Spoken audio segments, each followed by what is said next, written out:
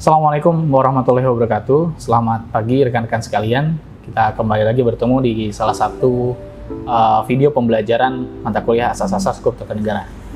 Kali ini kita akan membahas suatu topik yang cukup menarik dan sangat dinamis, yaitu mengenai pemilihan umum atau biasa kita kenal dengan pemilu. Sebelum kita berbicara mengenai pemilu di Indonesia, ada baiknya kita memahami apa sih pemilu, apa urgensinya, dan apa tujuannya. Yang pertama mengenai pemilu itu sendiri, yang harus kita pahami bersama adalah pemilihan umum merupakan salah satu instrumen kelembagaan yang penting di dalam negara demokrasi. Jadi di dalam demokrasi itu setidaknya ditandai dengan 3 syarat. Yang pertama, adanya kompetisi di dalam mempertahankan dan merebutkan kekuasaan. Yang keduanya, adanya partisipasi masyarakat. Yang ketiga, adanya jaminan hak-hak sipil dan politik. Untuk memenuhi 3 persyaratan ini, maka penting untuk dilaksanakan pemilu sebagai sarana sirkulasi kepemimpinan dan juga sebagai sarana partisipasi masyarakat di dalam menentukan siapa yang akan memimpin mereka. Bahkan Robert Dahl menyebutkan bahwa pemilihan umum merupakan gambaran ideal dan maksimal bagi suatu pemerintahan demokrasi di zaman modern. Untuk mengukur suatu negara itu kualitas demokrasinya seperti apa, dapat dilihat dari kualitas pemilunya itu sendiri, gitu ya. Jadi ketika pemilunya baik secara kualitas, gitu ya, partisipasi masyarakat tersampaikan, partisipasi masyarakat bisa optimal dan aspirasi masyarakat juga bisa tersampaikan dengan baik dan dilaksanakan di dalam bentuk kebijakan, maka dapat dikategorisasikan negara tersebut memiliki kualitas demokrasi yang baik. Sebelum kita memahami tujuan pemilu, kita harus memahami sebenarnya seberapa penting pemilu itu sendiri, apa urgensinya pemilu. Profesor Jim Lee menyebutkan bahwa pemilu memiliki beberapa urgensi. Yang pertama, pendapat dan aspirasi masyarakat jelas berubah dari hari ke hari, tahun ke tahun, dari periode ke periode. Tentunya, pemilu diperlukan untuk mengikuti aspirasi masyarakat yang terus berkembang. Yang kedua, kondisi kehidupan bersama dalam masyarakat berubah, baik karena faktor internal, baik dalam konteks domestik, maupun dalam konteks internasional. Selanjutnya, tidak bisa dipungkiri bahwa seiring berjalannya waktu, terdapat pertambahan jumlah penduduk yang berakibat adanya new voters. Tentunya aspirasi pemilih baru, new voters, berbeda dengan pemilih yang sudah mengikuti pemilu sebelumnya. Selanjutnya, pemilu sangat penting karena diharapkan dapat menjamin terjadinya pergantian kepemimpinan agar tidak terjadinya absolutisme. Ketika ada seseorang yang sudah terlalu lama di tampuk kepemimpinan, maka dia akan cenderung memiliki sifat absolutisme. Kemudian kita berbicara mengenai tujuan pemilu itu sendiri. Masih disampaikan oleh Profesor Jim Lee Asidiki, tujuan pemilu itu terdiri setidaknya ada 4 tujuan penting. Yang pertama, untuk memungkinkan terjadinya pemilihan kepemerintahan secara tertib dan damai. Sejalan dengan urgensi yang tadi saya sampaikan, maka diharapkan pergantian kepemimpinan itu dapat berlangsung secara damai. Gitu ya. Yang selanjutnya, untuk memungkinkan terjadinya pergantian pejabat yang mewakili kepentingan rakyat di lembaga perwakilan. Tujuan yang lain adalah untuk melaksanakan prinsip kedaulatan rakyat. Dan yang keempat, untuk melaksanakan prinsip-prinsip hak asasi warga negara. Setelah kita memahami apa itu pemilu, urgensinya, dan tujuannya, maka terdapat beberapa catatan penting ketika kita memahami bagaimana demokrasi dan pemilu dan hubungan dengan kedaulatan rakyat. Yang harus kita pahami adalah pemilu merupakan instrumen pelaksanaan kedaulatan rakyat di dalam negara demokrasi. Yang kedua, pemilu merupakan penyaluran hak asasi manusia seperti yang sudah saya sampaikan sebelumnya, hak sipil dan politik. Kemudian pemilu juga merupakan legalitas dan legitimasi politik dalam demokrasi modern. Ketika seorang pejabat sudah mengikuti pemilu dan menang di dalam pemilu, maka dia memiliki legitimasi dan legalitas untuk menjadi pejabat publik. Gitu ya. Dalam negara yang punya penduduk besar, demokrasi biasanya dilakukan melalui sistem perwakilan. Nah, untuk memilih orang-orang yang ada di dalam lembaga perwakilan, maka dilaksanakanlah ataupun dipilihlah lewat pemilihan umum ataupun pemilu. Nah, pemilu juga dapat diikuti oleh baik secara kelembagaan maupun individu. Ya, kelembagaan biasanya partai politik, dan individu ya jelas personal perorangan. Kemudian ketika kita berbicara sistem pemilihan umum, secara umum kita berbicara ada banyak sistem pemilihan umum. Namun di dalam video kali ini saya akan menyoroti setidaknya ada dua sistem pemilihan umum yang dapat kita pelajari. Yang pertama adalah sistem pemilihan umum yang memiliki sifat mekanis, dan yang kedua sistem pemilihan umum yang bersifat organis. Apa yang dimaksud dengan sistem pemilihan umum bersifat mekanis? Di dalam sistem pemilu mekanis ada dua sistem di dalam sistem pemilu mekanis. Yang pertama adalah sistem perwakilan distrik ataupun mayoritas. Yang kedua adalah sistem perwakilan berimbang. Nah, apa yang dimaksud dengan sistem perwakilan distrik? Yaitu wilayah negara dibagi atas distrik-distrik pemilihan atau daerah pemilihan yang jumlahnya sama dengan anggota parlemen yang dipilih. Kemudian dalam sistem perwakilan berimbang adalah jumlah kursi di parlemen ataupun di lembaga legislatif dibagikan kepada tiap-tiap partai politik sesuai dengan jumlah suara sah yang diperoleh.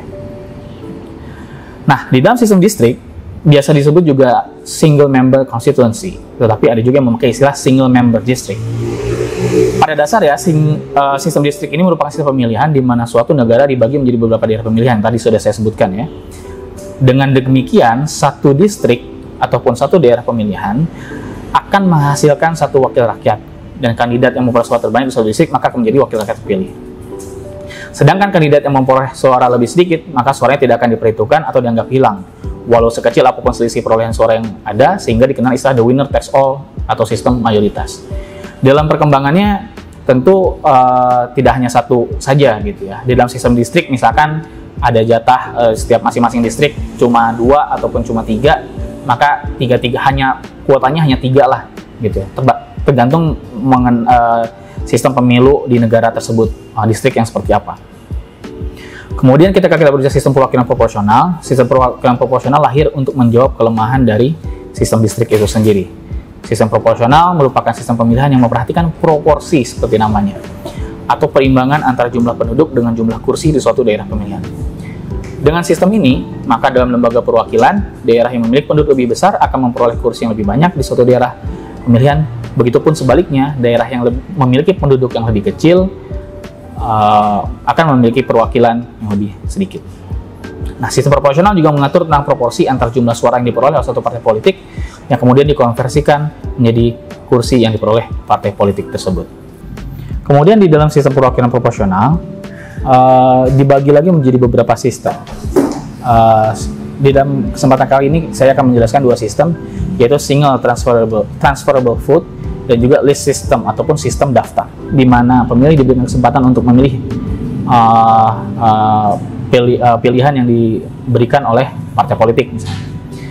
Jika jumlah suara yang diperlukan untuk memilih calon pertama terpenuhi, dan apabila ada sisa suara, maka kelebihan suara ini dipindahkan kepada calon kedua dan seterusnya. Kemudian ada sistem daftar ataupun list system, yaitu pemilih diminta memilih di antara daftar-daftar calon yang berisi sebanyak mungkin nama-nama wakil rakyat yang akan dipilih dalam pemilihan umum. Nah, di dalam sistem perwakilan proporsional, para pemilih akan memilih partai politik, bukan calon perseorangan pada sistem distrik. Itulah yang menjadi salah satu perbedaan penting sistem perwakilan proporsional dengan sistem distrik. Di Indonesia sendiri, kita sudah melalui beberapa kali pemilu ya, dari pertama tahun 1955 sampai yang terakhir kemarin di tahun 2019. Nah, sistem pemilihan umum di Indonesia sendiri sejak tahun 1955 sampai tahun 99 ini memakai sistem yang cukup variatif. Nah, untuk memilih anggota DPR sendiri, anggota kelembagaan Dewan Perwakilan Rakyat yang terdiri dari fraksi-fraksi partai politik itu menggunakan sistem proporsional. Sementara untuk anggota DPD dilaksanakan dengan sistem distrik berwakil banyak. Nah, ini seperti yang saya sudah sampaikan sebelumnya, tidak hanya satu orang, tapi sistemnya sistem distrik namun berwakil banyak. Jadi tidak hanya satu orang, tapi lebih dari satu orang di dalam sistem pemilihan DPD. Dalam perkembangannya, ketika kita berbicara sejarah pemilu di Indonesia, kita memakai sistem perwakilan proporsional dengan daftar, terutama di dalam memilih DPR, anggota DPR dan anggota DPRD. Seperti yang sudah saya sebutkan sebelumnya, di sistem ini mencatatkan setiap partai politik untuk menunjukkan daftar kandidatnya kepada para pemilih. Nah, biasanya di dalam TPS itu dikasih surat suara, kemudian masing-masing partai politik mempunyai daftar kandidatnya. Para pemilih memilih partai atau kandidat, dan kemudian partai menerima suara dalam proporsi keseluruhannya dan jumlah perolehan suara nasional. Namun di dalam konteks sistem perwakilan proporsional ini terdapat dua varian. Varian pertama adalah daftar tertutup dengan daftar terbuka. Apa yang dimaksud dengan daftar tertutup? Yang dimaksud dengan daftar tertutup adalah partai politik memberikan daftar yang kemudian dia misalkan terdiri dari 10 kandidat gitu ya. Maka yang akan diprioritaskan adalah kandidat nomor pertama. Maka dulu sempat ada istilah nomor jadi di dalam pemilu. Namun dalam perkembangannya kemudian berkembang sistem daftar tertutup ini menjadi daftar terbuka. Apa yang dimaksud dengan daftar terbuka? Dalam konteks daftar terbuka, partai politik memberikan kandidat, namun daftar list kandidat ini dari nomor 1 sampai 10 misalnya, ini bukan merupakan daftar prioritas seperti sistem daftar tertutup gitu ya. Di dalam sistem daftar terbuka, bahkan kandidat nomor 4 ataupun 5 yang jelas misalkan dia bukan nomor 1 gitu, bukan nomor jadi istilah sebelumnya, dia dapat terpilih menjadi anggota DPR ataupun DPRD. Kemudian di dalam konteks pemilihan DPD, seperti yang sudah saya sebutkan sebelumnya, terdapat sistem distrik berwakil banyak. Di sistem ini, seperti yang sudah saya sampaikan, yang memungkinkan para pemilih untuk menunjukkan pilihan kandidat mereka yang memberikan urutan pilihan terhadap kandidat mereka. Biasanya dalam pemilihan DPD, gitu ya. Dan juga kita menganut sistem pemilihan langsung dalam konteks ini dalam memilih presiden dan wakil presiden. Baik dia single ataupun two round system, kita memakai pemilihan langsung. Tentunya sistem pemilihan langsung ini merupakan sistem yang baru diadopsi setelah amandemen UUD 1945. Kalau sebelum amandemen, kita masih menganut sistem pemilihan tidak langsung, di mana pemilihan presiden dan wakil presiden dipilih oleh Majelis Permusyawaratan Rakyat. Dasar hukum di Undang-Undang Dasar 1945 mengenai pemilu sendiri disebutkan di dalam pasal 22E mengenai pemilihan umum, di mana pemilihan umum di dalam pengaturan konstitusi kita itu dilaksanakan secara langsung, umum, bebas, rahasia, jujur, dan adil setiap 5 tahun sekali. Oke. Kemudian diselenggarakan untuk memilih anggota DPR, DPD, presiden dan wakil presiden, dan juga Dewan Perwakilan Rakyat Daerah. Di dalam pasal 22E disebutkan bahwa siapa yang dapat menjadi peserta pemilihan umum untuk memilih anggota DPR dan DPRD, maka peserta tersebut adalah partai politik, jadi secara kelembagaan. Sementara untuk Dewan Perwakilan Daerah dipilih ataupun pesertanya merupakan peserta perorangan. Dan jelas kalau untuk presiden dan wakil presiden itu adalah individu perorangan. Kemudian di pasal 22E juga disebutkan bahwa pemilihan umum diselenggarakan oleh suatu komisi pemilihan umum yang bersifat nasional, tetap, dan mandiri. Kita akan lebih spesifik membahas mengenai pemilihan presiden. Seperti yang sudah saya sampaikan sebelumnya, pemilihan presiden sebelum amandemen itu dilaksanakan secara tidak langsung. Maka kita tidak menganut sistem pemilihan mekanis di dalam konteks ini. Presiden dan wakil presiden dipilih oleh Majelis Permusyawaratan Rakyat dengan suara yang terbanyak. Kemudian tidak ada pembatasan bisa berapa kali seorang presiden dan wakil presiden itu bisa menjabat, pembatasan periode masa jabatan. Sebelum amandemen tidak ada batasan. Ya. Kemudian setelah amandemen UUD 1945 terdapat evaluasi yang cukup signifikan terhadap metode pemilihan presiden dan wakil presiden untuk menegaskan bahwa Indonesia merupakan negara yang menganut sistem presidensil. Karena kita menegaskan bahwa Indonesia adalah menganut sistem presidensil, maka di dalam UUD 1945 ditegaskan bahwa presiden dan wakil presiden dipilih satu pasangan secara langsung oleh rakyat. Yang sebelumnya dipilih oleh MPR, sekarang dipilih oleh rakyat. Kemudian presiden dan wakil presiden ini hanya dapat menjadi calon presiden dan calon wakil presiden hanya dapat mengikuti sebagai peserta pemilu apabila dia diusulkan oleh partai politik ataupun gabungan partai politik peserta pemilihan umum sebelum pelaksanaan pemilihan umum itu sendiri. Nah, di pasal 6A disebutkan secara jelas bahwa pasangan calon presiden dan wakil presiden yang mendapatkan suara lebih dari 50% dari jumlah suara dalam pemilihan umum dengan sedikitnya 20% suara setiap provinsi yang tersebar seluruh lebih dari setengah jumlah provinsi di Indonesia dilantik menjadi presiden dan wakil presiden. Dalam hal tidak ada pasangan calon presiden dan wakil presiden, dalam hal tidak ada pasangan calon presiden dan wakil presiden terpilih, dua pasangan calon yang memperoleh suara terbanyak pertama dan kedua dalam pemilihan umum dipilih oleh rakyat secara langsung. Dan pasangan yang memperoleh suara terbanyak dilantik sebagai presiden dan wakil presiden. Nah, setelah amandemen disebutkan juga secara jelas bahwa setelah dipilih hanya dapat dipilih kembali selama 1 kali masa jabatan. Jadi maksimal adalah 2 periode. Nah, dalam konstruksi pasal 6A terdapat beberapa hal yang perlu diperjelas. Kemudian sempat menjadi polemik. Makanya karena di dalam pasal 6A tidak mengatur secara spesifik apabila peserta pemilu hanya diikuti oleh 2 calon saja. Maka beberapa tahun sebelumnya, tahun 2014 sempat menjadi polemik gitu ya. Bagaimana ketika hanya diikuti 2 calon saja? Karena pengaturan di pasal 6A tidak mengatur secara spesifik. Kemudian dalam putusan Mahkamah Konstitusi, teman-teman dapat melihat putusan MK nomor 50 tahun 2014, PUU 12 tahun 2014, disebutkan bahwa di dalam putusan tersebut apabila diikuti oleh 2 calon, maka yang menjadi pemenang adalah calon yang memiliki suara terbanyak. Setelah sebelumnya mempertimbangkan persebaran suara di sekian provinsi, maka ketika hanya 2 calon saja, terdapat pengecualian, yaitu di dalam putusan MK ketika hanya 2 calon, maka pemenangnya dapat ditetapkan siapapun yang memiliki suara terbanyak. Nah, di dalam pemilihan umum legislatif yang pesertanya merupakan partai politik, kelembagaan partai politik, tentunya tidak bisa seluruh partai politik karena ada keterbatasan kursi di parlemen, tidak bisa seluruh partai politik memenuhi kursi-kursi di parlemen. Maka dibuatlah suatu sistem yang bernama parliamentary threshold.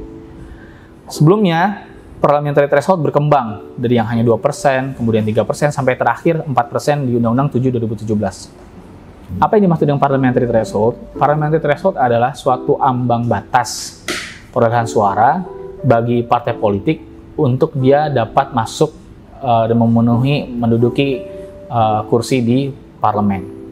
Di pasal 414 Undang-Undang 7 2017 tentang pemilu disebutkan bahwa partai politik pemilu harus memenuhi setidaknya 4% dari jumlah suara sah nasional untuk diikutkan dalam penentuan perolehan kursi anggota DPR. Jadi, apabila jumlah seluruh suara nasional suatu partai politik di dalam pemilihan umum legislatif tidak mencapai 4%, maka dia tidak dapat diikutsertakan di dalam penentuan kursi di DPR. Namun, hal ini berbeda di DPRD. Di DPRD, tidak terdapat parliamentary threshold.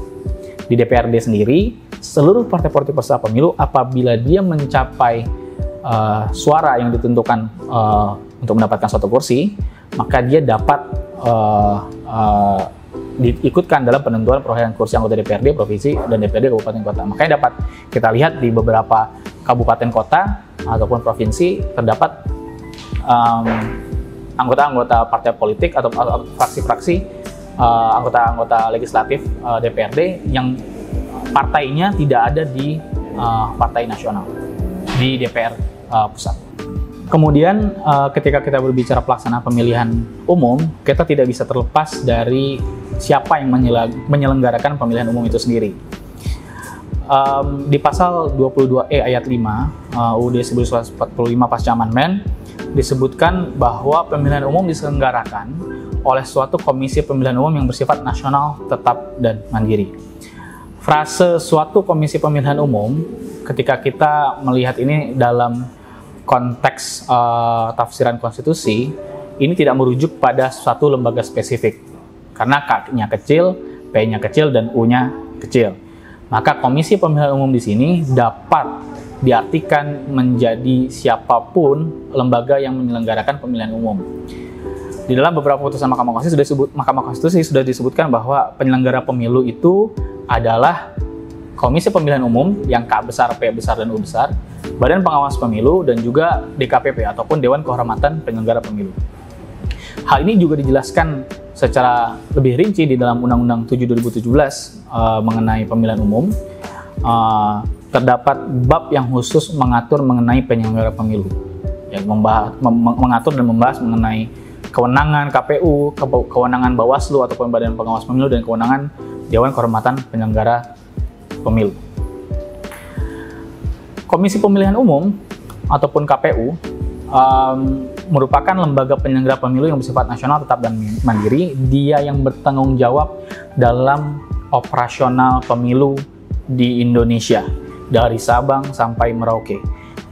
KPU lah yang harus mengontrol logistik, KPU pula yang harus mengatur bagaimana mekanisme kampanye, KPU pula yang menyeleksi, melakukan verifikasi seluruh peserta pemilu, dan kemudian KPU pula yang menetapkan siapa pemenang pemilu, baik pemilu presiden maupun pemilu legislatif. Komisi Pemilihan Umum Republik Indonesia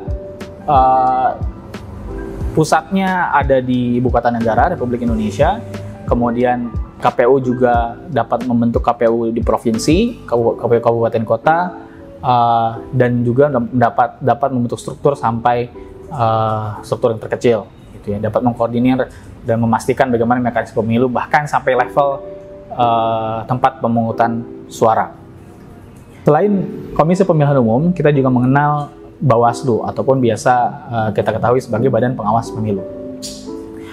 KPU merupakan badan yang bertugas mengawasi penyelenggaraan pemilu di seluruh wilayah Negara Kesatuan Republik Indonesia.